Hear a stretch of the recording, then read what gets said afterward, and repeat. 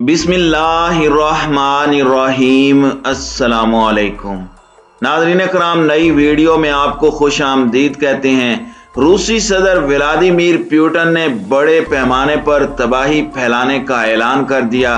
पाकिस्तान पर यूक्रेन की हिमायत के लिए मगरबी ममालिक का दबाव बढ़ गया।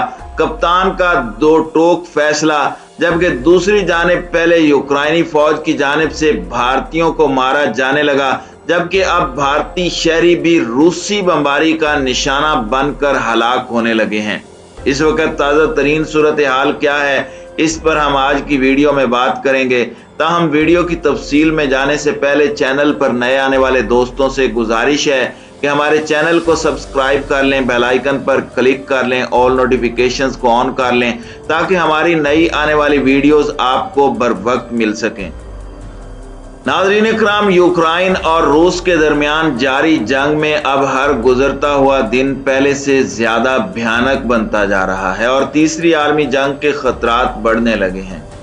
नाज़रीन इकराम, जंग बहुत बुरी चीज है। ये कौमों को तबाह कर देती है। बेशुमार बच्चे यतीमों असीर हो जाते हैं और इनके हंसते बसते घर तबाह हो जाते हैं। ये जंग खास तौर पर अपनी तबाहकारियों के हवाले से बहुत ज्यादा खतरनाक होती जा रही है। अभी पहले हम आपको वीडियो में बता चुके हैं कि यूक्रेन की जानिब से वैक्यूम बम का इस्तेमाल किया गया। उस इलाके में बड़े पैमाने पर हलाकतों के खतरात बढ़ने लगे हैं। वहां पर ऑक्सीजन की कमी हो चुकी है और इन इलाकों से सही आदाद शुमार भी सामने नहीं आ पा रहे। अमेरिका की कोशिश है कि किसी भी तरीके से इस जंग को बढ़ावा दिया जाए और इस सिलसिले में एक तरफ तो इस तरह के बयानात दिए जाते हैं कि हम तीसरी वर्ल्ड वॉर शुरू नहीं करना चाहते, लेकिन इसके साथ ही ये भी बयान दिया जाता है कि हम रूस पर पाबंदियां लगाकर उसको ऐसे हालात से दो चार कर देंगे कि वो तीसरी वर्ल्ड वॉर के भयानक तरीन नताइज को भी भूल जाएगा। नेटो इत्तेहाद जो कि सिर्फ रूस के खिलाफ बनाया गया था, रूस जैसी ताकत बर्दाश्त नहीं कर सकती कि उसके हमसाए उसके दुश्मनों का जमे गफीर जमा हो जाए। वहां पर ऐसे एटमी हथियार नस्ब कर दिए जाएं जो 1-2 मिनट में मॉस्को को तबाह कर दें और मॉस्को को इतनी मोहलत भी ना मिल पाए कि वो अपने शहरियों को पनाहगाह में भेज सके।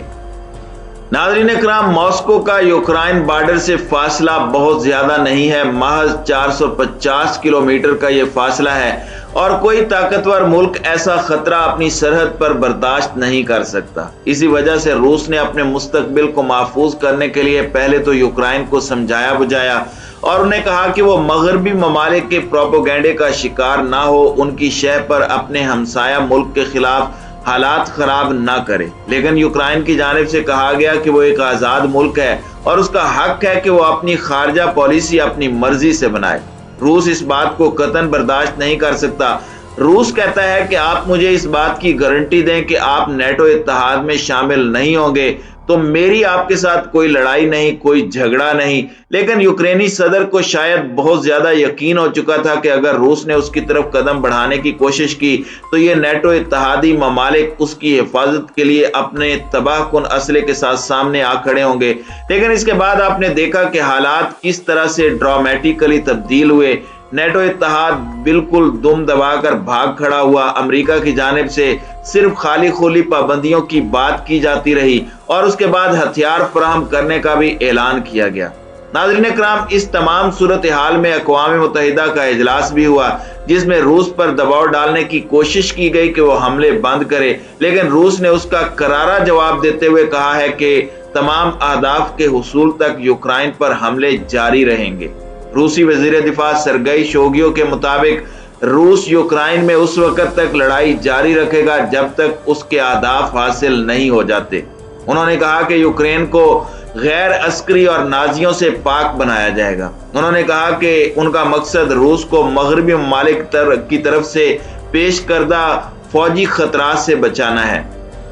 नाज़रीन इकराम, ऐसी इत्तलाआत भी आ रही हैं कि रूसी अफवाज का काफिला दारुल हुकूमत कीव के कब्जे के करीब पहुंच चुका है। दूसरी जानिब यूक्रेन पर रूसी हमले के बाद से तकरीबन 6.5 लाख के करीब अफराद मुल्क से फरार हो चुके हैं। सिर्फ पोलैंड पहुंचने वाले यूक्रेनी शहरियों की तादाद 3 लाख से जायद है। गुज़श्ता रोज रूसी फौज ने ऐलान किया था कि कोई भी मुल्क छोड़ना चाहता है तो उसे जाने की इजाजत है, پولش نائب وزیر خارجہ کے مطابق گزشتہ 24 گھنٹوں میں 1 لاکھ سے زائد افراد نے پولینڈ کی سرحد عبور کی ہے۔ ابتدائی جائزوں کے مطابق یوکرین چھوڑنے والے شہریوں کی تعداد کئی ملین تک پہنچ سکتی ہے۔ درجنوں غیر ملکی مغربی ممالک کی جانب سے پاکستان پر دباؤ بڑھایا جانے لگا ہے اور پاکستان سے مطالبہ کیا جا رہا ہے کہ روس کے یوکرین کے حملے کی وہ مذمت کرے، لیکن وزیر اعظم پاکستان عمران خان نے دو ٹوک اور واضح الفاظ میں اعلان کرتے ہوئے کہا ہے کہ پاکستان اس جنگ کے معاملے میں غیر جانبدار رہے گا۔ ہاں، البتہ پاکستان جنگ کے خلاف ہے اور اپنے اصولی موقف پر قائم رہے گا۔ پاکستان کے نام ایک مشترکہ خط مغربی ممالک کے سفیروں نے لکھا، جس میں انہوں نے کہا کہ اقوام متحدہ کی کونسل میں 25 فروری کو ایک قرارداد کا مسودہ پیش کیا گیا تھا جس کو روس نے ویٹو کیا تھا۔ قرارداد پر چین، بھارت اور متحدہ عرب امارات نے ووٹ دینے سے انکار کر دیا تھا، جبکہ 11 ممالک نے اس کے حق میں ووٹ دیا تھا۔ پاکستان کے نام خط میں غیر ملکی سفیروں نے کہا کہ اس کے ساتھ قرارداد میں روس سے مطالبہ کیا گیا تھا کہ فوری طور پر وہ اپنی فوجیں بلا مشروط اور مکمل طریقے سے واپس بلائے۔ انہوں نے کہا کہ پاکستان میں سفارتی مشنز کے سربراہ کی حیثیت سے ہم پاکستان سے اصرار کرتے ہیں کہ روس کی کارروائیوں کی مذمت کے علاوہ اقوام متحدہ کے منشور اور اس کے بین الاقوامی قانون کے بنیادی اصولوں کی حمایت اور اسے برقرار رکھنے میں ہمارا ساتھ دے۔ یہ پاکستان کو جو خط بھیجا گیا ہے اس میں آسٹریلیا، بیلجیم، بلغاریہ، جمہوریہ چیک، ڈنمارک، فرانس، جرمنی، یونان، Hungary, Italy, Portugal, Poland, Romania, Spain, Sweden, Netherland, Japan, Norway اور سوئٹزرلینڈ کے سفیروں کے علاوہ پاکستان میں یورپی یونین کے وفد کے سربراہوں نے بھی دستخط کیے ہیں۔ اس کے علاوہ برطانیہ اور کینیڈا کے ہائی کمشنر، آسٹریلوی سفارت خانے کے ناظم الامور بھی دستخط کرنے والوں میں شامل ہیں۔ وزیر اعظم پاکستان عمران خان نے واضح طور پر کہا ہے کہ پاکستان نے اس مسئلے پر کسی کی سائیڈ نہ لینے کا فیصلہ کیا ہے۔ اسلام آباد ایک پرامن مذاکراتی تصفیے کی حمایت کرتا ہے۔ روس کے بڑھتے ہوئے حملوں میں یوکرین میں موجود پاکستانی سفارت خانے نے پاکستانی طلباء کی مدد کے لیے لیو شہر میں قائم کیا گیا ڈیسک بند کر دیا ہے اور اب یہ سہولت صرف تنوبل شہر میں دستیاب ہے۔ یوکرین کے مختلف شہروں سے طالب علموں کی بڑی تعداد پولینڈ، ہنگری اور دیگر ممالک میں داخل ہو چکی ہے یا سرحدوں پر لمبی لمبی قطاریں لگی ہوئی ہیں۔ تاہم خارکیو شہر میں موجود پاکستانی طلباء کی اکثریت شہر سے باہر نہیں نکل پا رہی۔ پاکستانی طلباء کے مطابق شہر میں شدید لڑائی جاری ہے اور تھوڑی تھوڑی دیر بعد بڑے دھماکوں کی آوازیں آ رہی ہیں۔ اس صورتحال میں پاکستانی طلباء کے علاوہ بھارتی، بنگلہ دیشی اور دیگر ممالک کے طلباء کو ہدایت کی گئی ہے کہ وہ اس شدید لڑائی میں باہر نہ نکلیں۔ طلباء کا کہنا ہے کہ ایسا لگتا ہے کہ روس خارکیو پر قبضہ کرنے کے لیے پورا زور لگا رہا ہے، جبکہ یوکرین کی فوج بھی بھرپور مقابلہ کر رہی ہے۔ یوکرینی عوام بھی پوری طرح فوج کے ساتھ کھڑی ہیں۔